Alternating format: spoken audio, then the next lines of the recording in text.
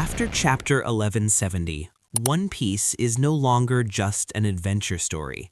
What we are witnessing now is the collapse of an entire world. This chapter doesn't feel like setup, it feels like ignition. Vegapunk's broadcast was the spark. The Revolutionary Army began to move. Legends from Roger's crew stepped back into the story, and Shanks finally walked directly into the center of the conflict. But the real danger is Loki. Not someone who wants to rule the world, but someone who believes the world itself must be destroyed. And the most shocking question is this: why do all the narrative threads point toward Loki eventually standing alongside Luffy? That idea sounds impossible at first, but once you connect the dots, it starts to make terrifying sense. In this video, we're going to break everything down. We'll connect what has already happened, explain why Oda has clearly begun writing the ending, and why what comes after Chapter 1170 will change One Piece forever.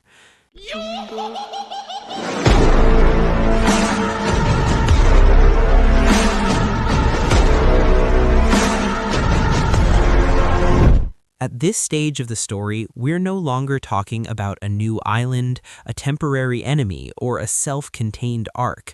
We're talking about a turning point in the history of the world itself.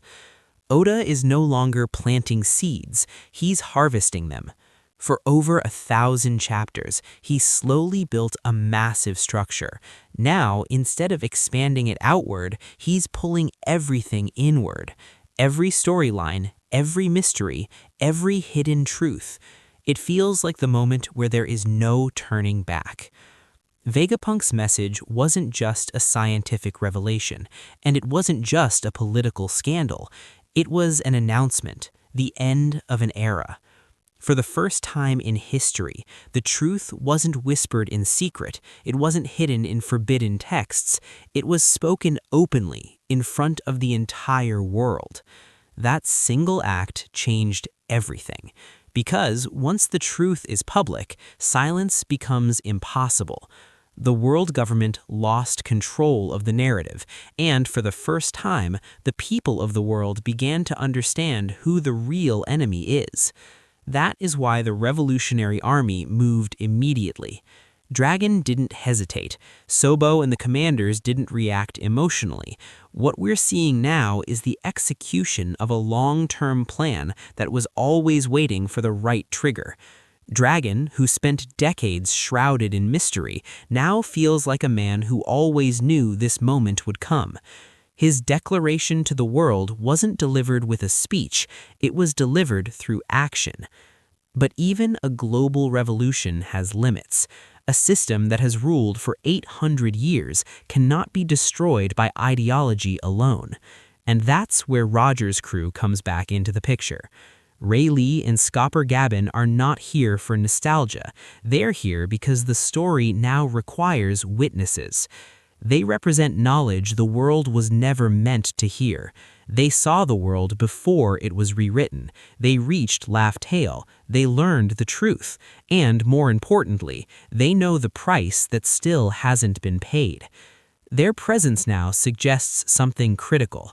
The final phase of One Piece cannot move forward without confronting what Roger's crew chose not to do. On the other side of the board, Shanks finally steps forward without hiding behind the shadows. For years, he acted as the silent guardian of balance, stopping wars, preventing chaos, maintaining a fragile order. But that balance is gone.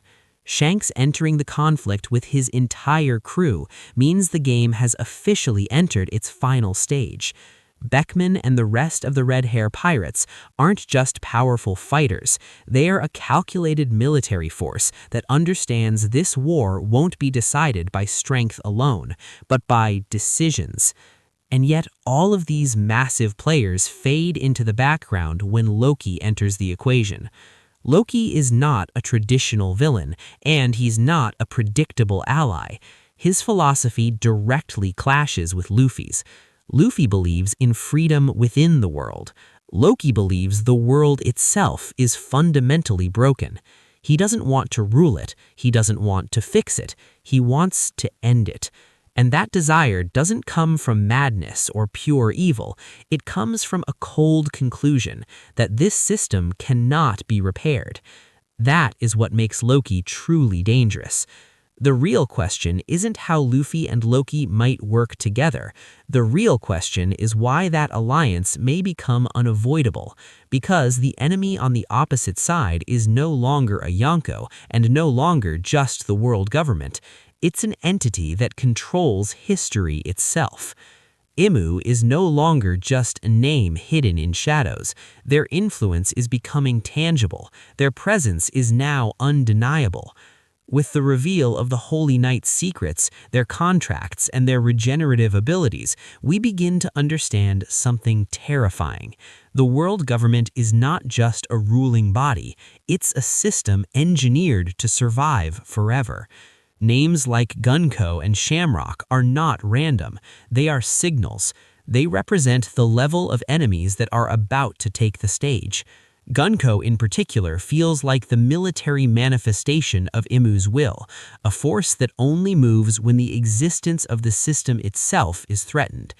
Then comes the most dangerous shift of all, Figurland Garling replacing Saturn among the Five Elders. This single decision proves that the Gorosei are not untouchable gods, they are replaceable components.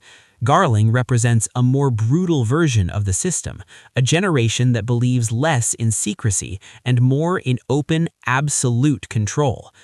None of these developments exist for temporary escalation. They are foundations, pieces being locked into place. After Chapter 1170, there are no side stories left. There are no safe detours. Every road leads to a single collision, where the goals of Dragon, Luffy, Shanks, and Loki all intersect, against a world ruled by Imu, hidden behind the illusion of immortality. If you're enjoying this kind of deep analysis, make sure to subscribe and support the channel. It genuinely helps more than you think. And if there's a specific theory you want us to dive into next, whether it's Loki, Imu, Shanks, or the true meaning of Laugh Tale, let me know in the comments. I read them all. Oda's genius here isn't about shock value, it's about refusing to give us easy answers. There is no absolute good, and there is no simple evil. Every faction is fighting for its own vision of the world. The revolution wants liberation, Luffy wants freedom, Loki wants an ending, and the government wants survival. This is the moment where One Piece stops being a simple adventure and becomes a dangerous philosophical question. Does this world deserve to be saved, or is destroying it the first step towards building something new? From this point forward, stopping is impossible, not because we're chasing a treasure, but because we need to know which vision will survive until the very end.